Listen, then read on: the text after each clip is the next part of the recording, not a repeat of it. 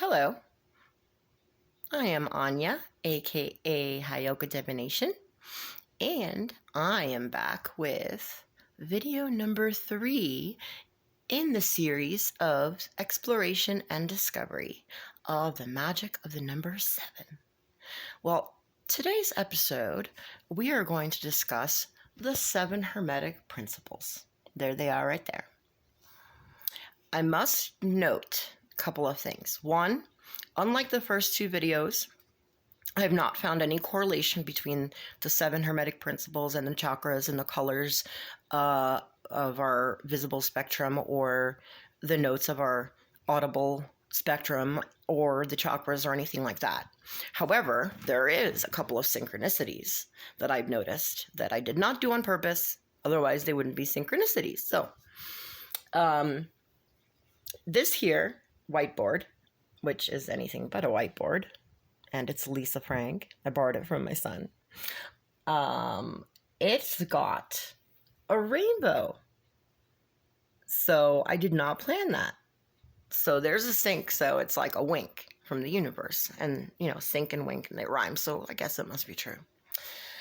And then, to give you a really brief history, because there's a lot out there, and the Hermetic traditions date back to ancient Egypt, Greece, and the 1st and 2nd century AD from the sources that I've gathered. And that's like, if you think about it, we're in 2023, so that's like century 1 and 2.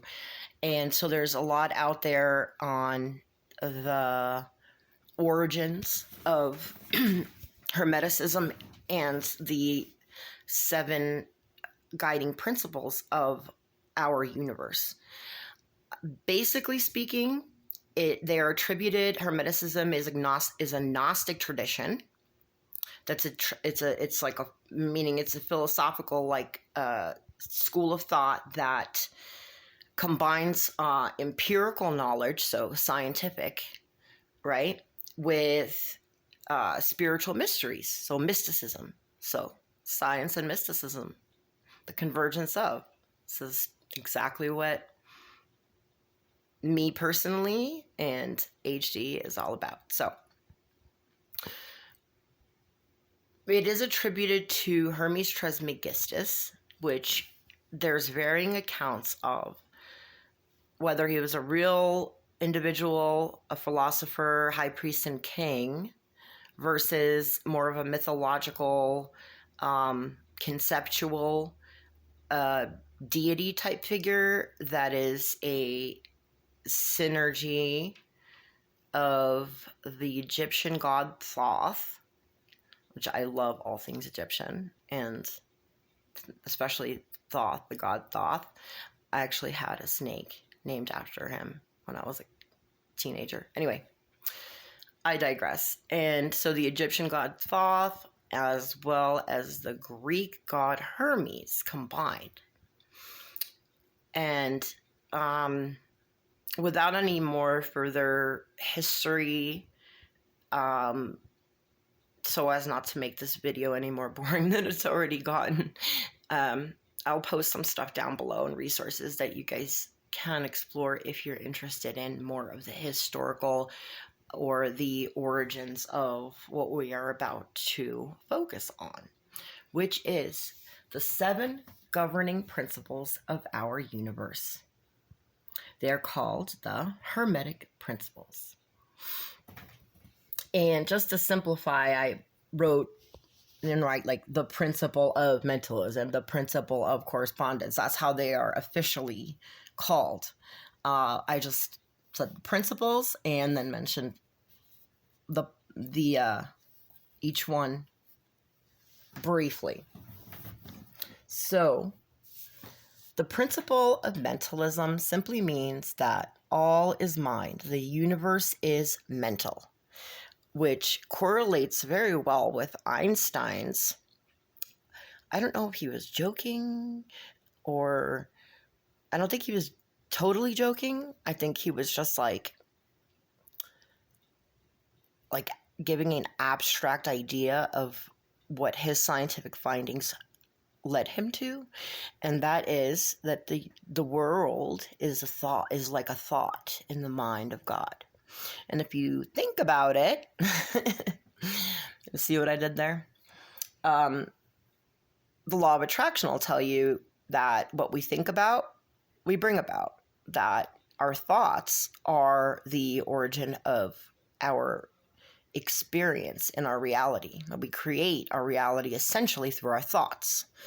And empirically speaking, that makes sense, because thoughts will then bring about emotions, which then bring about actions, and those actions lead to results, which then bring about more thoughts, and the cycle keeps going on.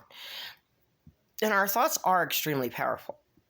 So the principle of mentalism is, to me, like it's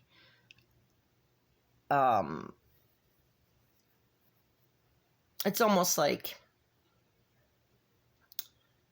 another really strong piece of evidence that this is how it is from a more ultimate type of truth standpoint, from this like higher perspective, because her hermetic principles have actually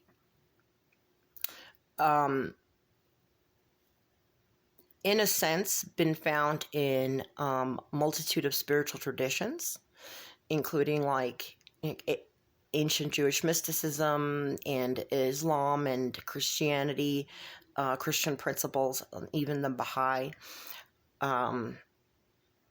So there is this like mysterious interconnection of all these varying religious traditions, and how many of these principles can be found therein. All right. Principle number 2 is the principle of correspondence, which means as above, so below, as in heaven, so on earth. And if you are familiar with people like Matthias de Stefano, who is the Remember of Past Lives, one of his major ones is the one that's most prevalent here on Earth today, is that of Atlantis. His memories of being and living in Atlantis, and how their whole spiritual concept was bringing heaven down to earth. So very interesting. As above, so below. As below, so above. The tree of life is a beautiful diagram that illustrates that concept.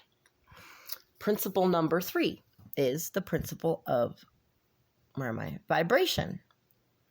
Now, this means that everything vibrates. Nothing is still. Nothing rests. Everything vibrates. And from a scientific perspective, that makes perfect sense, because Nikola Tesla, for example, one of the greatest geniuses, at least, in my opinion, of ever, talks about the mysteries of the universe having to do with frequency, the energy, and vibration. Vibration, and in quantum physics, you'll see, going down to the most microcosmic aspect of existence. There's these quarks, these things called quarks, that aren't not necessarily like visible. They're subatomic particles, or maybe they are visible. I don't know. Don't quote me on that. But they're definitely observable.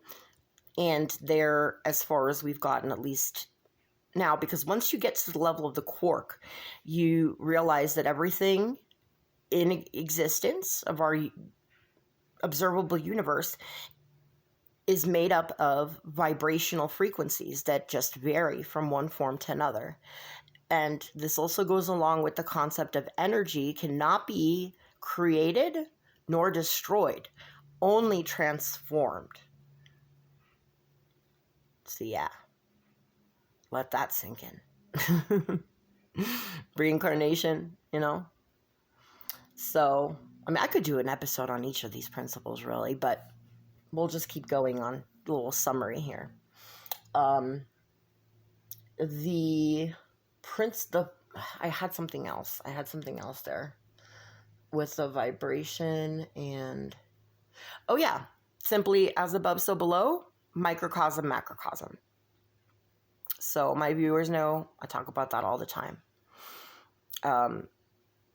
The atom, for example, which we're made up of these various atoms, you know, the atomic particles are alike to like our galaxy, as like the nucleus has, you know, protons, electrons, neutrons, whatever, that revolve around it.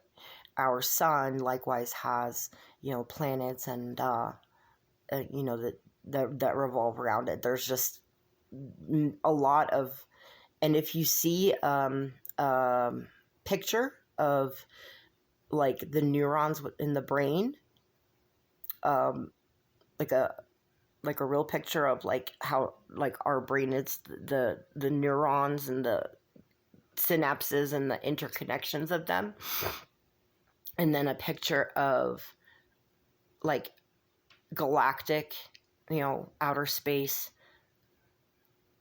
you'll see the resemblance there too. So microcosm, macrocosm, that goes back to the principle of correspondence. Now then so now we're on number 4, the principle of polarity. This one, I think, is one of the most interesting. Everything is dual. Everything has poles. Everything basically has its pair of opposites. So in our universe, which is what we're talking about, this is the principles that govern our shared universe here. Uni meaning one, you know, even though there's multiverses and theory and whatnot, our universe has, our perceptions of it has their limitation. But within that limitation, we can observe duality, which is basically everything has its opposite. Sun, moon, light, dark. Yes, no, cold, hot. I mean, the list goes on and on. You know, and then we come to masculine and feminine, which we're going to see in one of the other principles repeated. Now, next we have another one of my favorites, the principle of rhythm. And as a musical soul, I love this because all things in nature have their own music, you know, their own rhythm. And you can hear it through deep meditation. You don't necessarily have to take hallucinogenic substances, although whatever floats your boat. The ends justify the means, for the sake of science or even art. So the principle of rhythm is simply that, like, the pendulum swing manifests in everything. So the measure of the swing to the right is the measure of the swing to the left. Rhythm compensates. So here is a demonstration.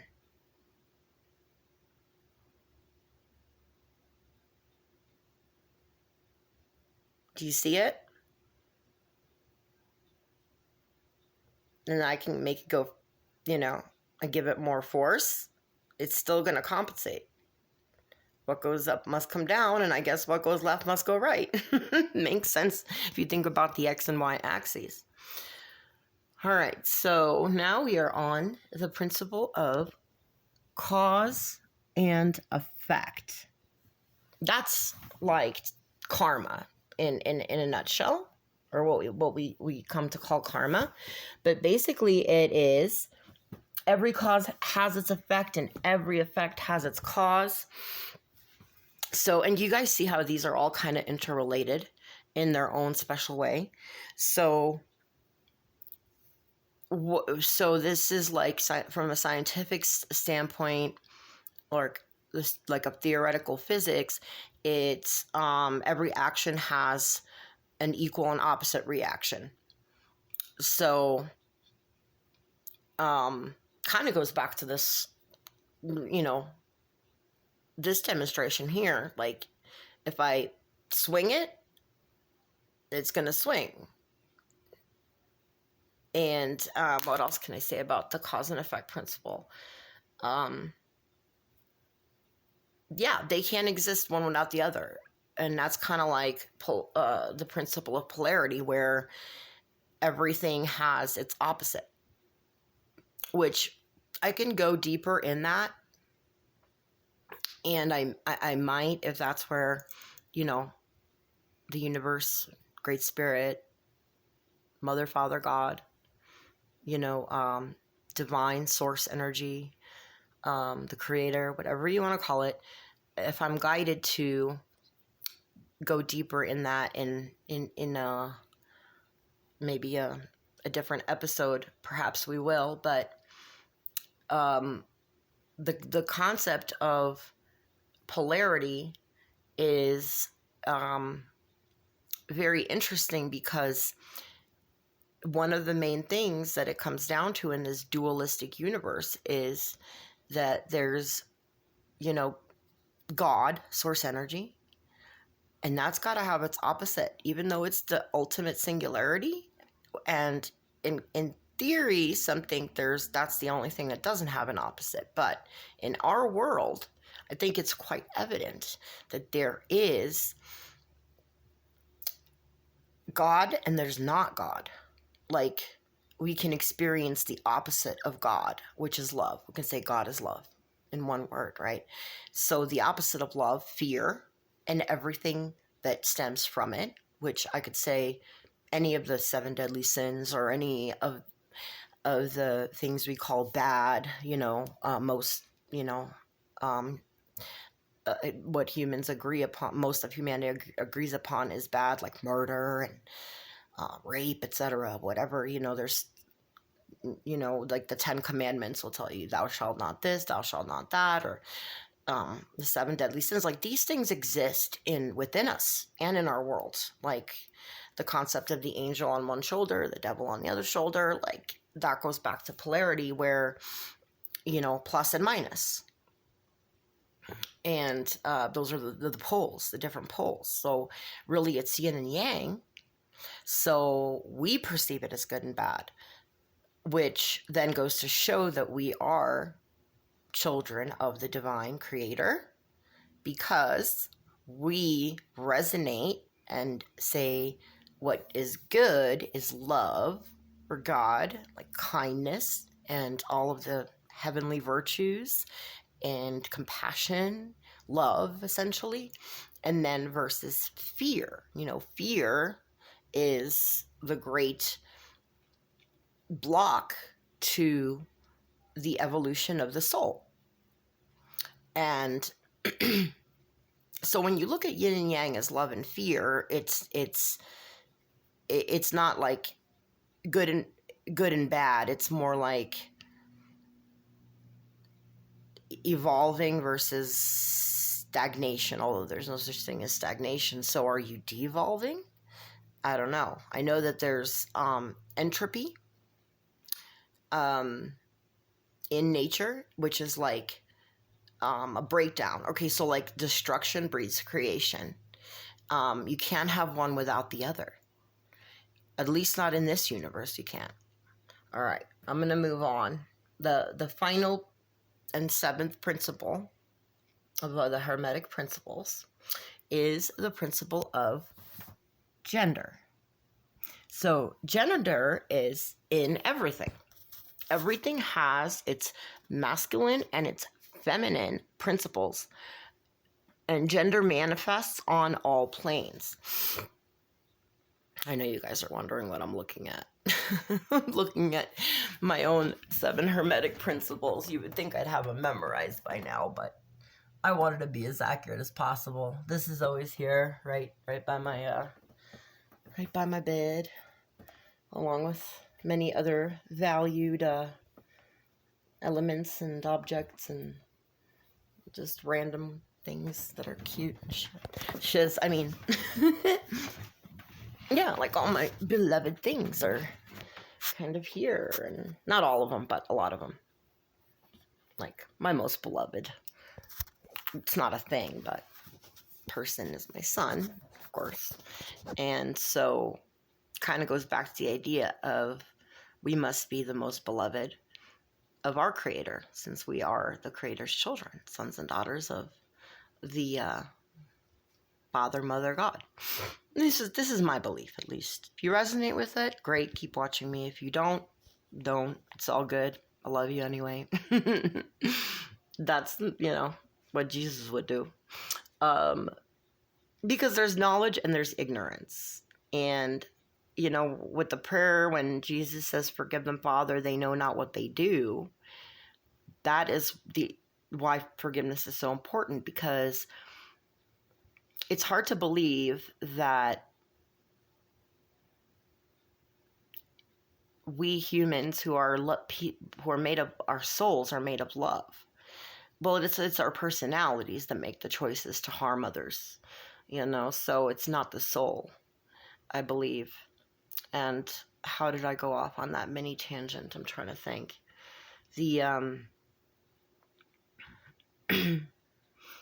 I don't remember. I'm sorry. Hopefully it'll come back to me.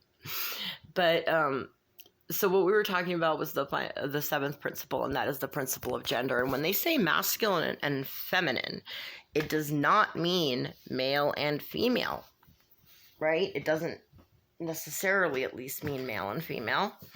It's actually, sorry, I'm all discombobulated. I mean, what else is new, right? But still I follow through on what I'm guided to do, because it's for me and it's for you. And this, it must be true, because it rhymes. What else is new? Okay. Principle of gender. Masculine, feminine. If you think about a flower, it's got both the masculine and the feminine, let's say, organs, right? Or parts. I don't know if you can call organs of a plant. Like, we can be, unless you are a hermaphrodite, which is rare, either a male or a female by biology, right? The rest, I'm not talking about how you identify. That's really irrelevant, because we're talking about biology. And biologically speaking, a flower is actually a nice little microcosmic presentation of the divine source energy of what, like, our mother, father, God is, because it is the mother and the father in one. It's above duality. It's a singularity.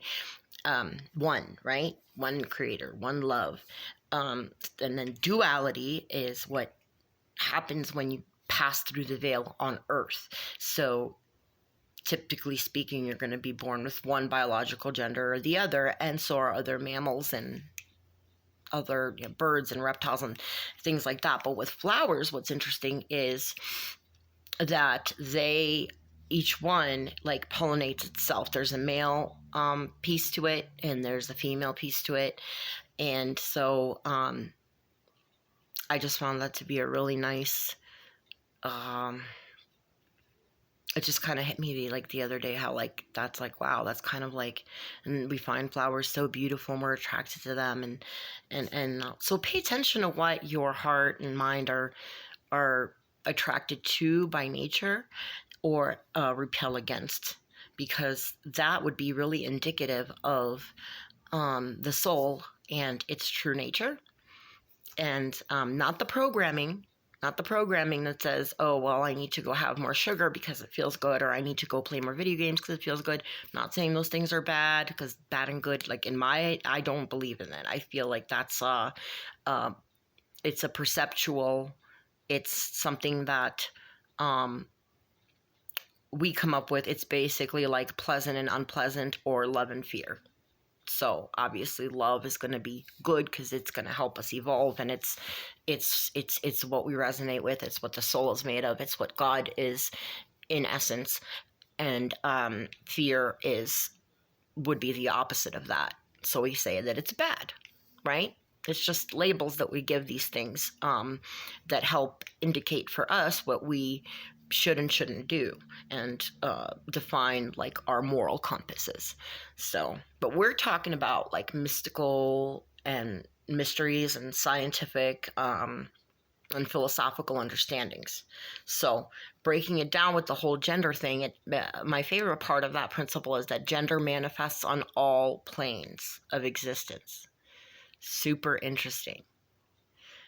Kind of goes back to like what I was saying about even the creator having is beyond gender, but from our perspective would be both and everything in between. I'm surprised there's not an eighth principle, which would make this episode impossible because this is this Magical 7 series. But if there was an eighth principle, kind of goes back to like the octave, okay? So there's 7 notes, like just the 7 colors of the rainbow, like the 7 chakras, but it's called an octave because everything overlaps. It's something about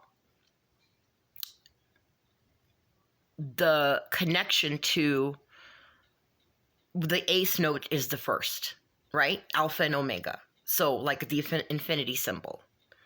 I was pondering that for a long time, like the 7 notes, but it's called an octave. And like the violet being like that highest frequency color, but yet really the higher frequency is that pure white light, which is all colors combined, in opposition to like black, which is the lack of color at all. Again, the yin and the yang. There's a reason they're colored that way. We typically associate yin. Excuse me, my allergies are so horrible. I'm always like suffocating on my own boogers. Okay.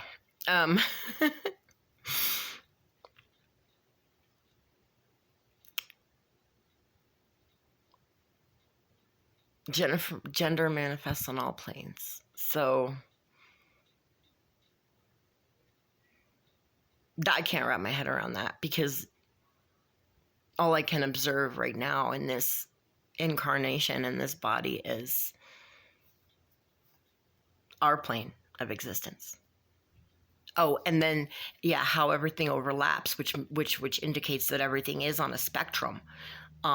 So with our visible spectrum, that's what we can see from our vantage point of duality on Earth. Yet the spectrum goes on and on, meaning the last note and the first note of, the last note is then followed by, because it's got to keep going. It's got to keep going. Nothing ever ends, energy is just transformed. So that last note, I'm just envisioning like the piano, and then the first one of the next octave are that interlink, like, so you can say that's the space so between dimensions, or that's the transition between our dimensions, dimensional realities, planes of existence, or that's the portal, the portal point. So and it's interesting because the number 8, if you put it this way, here's the number 8 for you, okay? Here's the number 8. But now it's the symbol of infinity. Interesting, right? Because if this is the vertical or the y-axis, and then this would be the horizontal or the x-axis, which is, I'm going to say this is yang and this is yin. It's just some more mysterious, mystical magic to ponder. And in the next episode, we will go ever yonder.